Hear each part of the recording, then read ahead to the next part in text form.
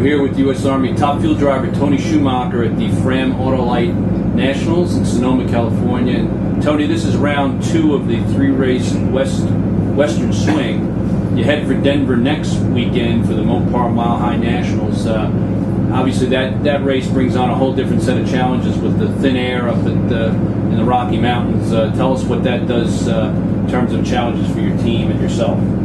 Well, Denver, I should just start with Denver.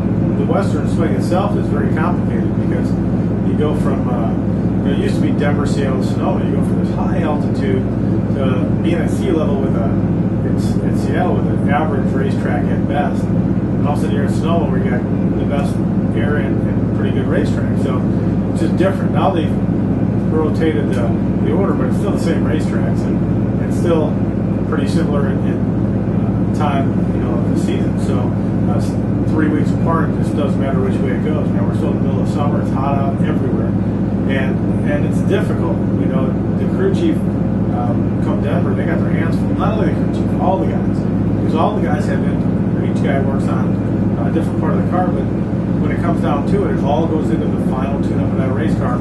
Just the final decisions are made by the crew chief, but the overall performance and the way the car goes on the racetrack. But the guys make it happen too. So Denver's complicated, man. And as a driver, there's very little air, and it's very, very hot out. So you got to be able to withstand some pretty uncomfortable conditions. Now we talk about how you're one of the fan favorites on the tour, and obviously this Western Swing, you have a ton of fans, especially when we go through these markets that we don't normally go through during the course of the year, where we go to multiple markets during the season. But technology is such now with Facebook and Twitter and blogging that your relationship with the fans has probably changed over the years since you started racing professionally. Talk about that, how you connect with the fans within the social media world.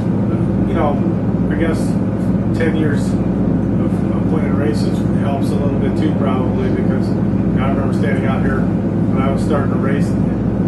My fire suit fans would come by and go, "Hey, Nan's the driver here." It was hilarious. I'd be holding my pen ready, and now it's a bigger sport.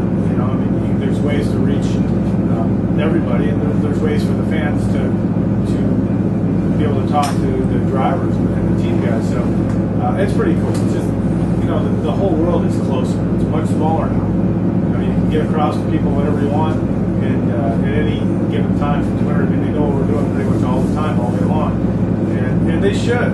It's racing. I think I watch some of the athletes that get paid a ton of money and don't want to give any time to anybody. You think, really? But just to catch a ball, you're getting paid? There's a lot more to it. You're going to be able to explain to the people what you're doing and let them know why that you can get through big moments when other people can't. And I think that's the coolest part is we have lived that American dream, man. The Army car has been part of the greatest moments in racing history. It's very easy to talk about. People say, "How do you talk? How do you talk so long?" Well, I don't know, man. I love what I do. I love getting in a race car. I love driving a car. I wake up and I'm a gifted driver because I get to do what I love. That's the gift. I get to choose what I want to do, and I get to get up and do it. And they even throw a paycheck at me. It's amazing. So to be able to share that, and then to have these moments that we've had where you had to win, bottom of the ninth, bases loaded, full count, you're up. And we've had it time and time again. That Army car has been the greatest performing car in clutch time moments than any other car in the history of the sport. So to be able to talk about that, share it with all the people day in and day out, man, there's nothing like it. Now, a lot of your fans, Tony, are in their teen years, and they're maybe aspiring for a career in motorsports. What advice would you give to those kids that are out there thinking about getting a career in motorsports, and maybe how that advice could be applied to some of the future soldiers for the U.S. Army? Well, I think we do what's called the YES program, Youth and Education Services, that the Army puts on for all these kids. We invite all these kids, basically our Youth of America, out to the Army race team, or the races to see a race, to watch the performance levels. And what I tell the kids is, I don't care if you want to race or be a doctor, or lawyer, or lay brick and make a house. I don't care. But choose what you want to do. Make sure that you can spend 5 minutes of your life deciding, this is what I do. If I won the lottery and had all the money in the world, what would I do anyways? That's the gift. To be able to get a paycheck from something you do for free. That's an awesome way to live. So if you want to race cars, I love this. I love this job.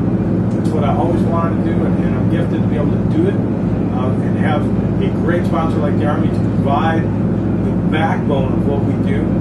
But it's the gift of, I guess, living the dream, man. You know, choosing what you want to do and being fortunate enough to do that. That's what I'll tell the kids, man. I don't care what it is they want to do. Work hard at it. Don't show up and ask how much you get paid. Show up and ask how hard you can work, man. We'll see it. We'll know. And I think if you look at a soldier, that's where it ties in. Those guys don't show up for a paycheck. They show up for whether it's that their family served or that they just feel like they should be serving their nation. And the great things that come out of it. And I think the companies of America are starting to find that hiring retired soldiers is the best thing they could ever do. And why? Because you got people that have put in extra effort. They get people that know it's about the guy next to them, that aren't just selfish. You know, these guys are out there doing things for very little money and working extremely hard. I wish the rest of the American public could see what it's like to work for someone else for once, you know, and really put in extra effort for other people. Now, we always like to close these vlogs, Tony, with a special message to our Army Strong soldiers around the world. And obviously, you have a great passion and love for those brave men and women.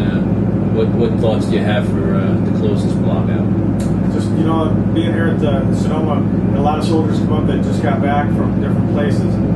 Some of them are home for a couple weeks and have to return to different stations. But you guys rule, man. It's great to have you here. It's great to have you in Sonoma. And if you're not, it's great that you get to watch the video blogs, and hopefully you're getting some of the updates on the races, because the U.S. Army team is the best in the world, surrounded by the best people like you guys. And really appreciate what you do, man. I love seeing you when you come back.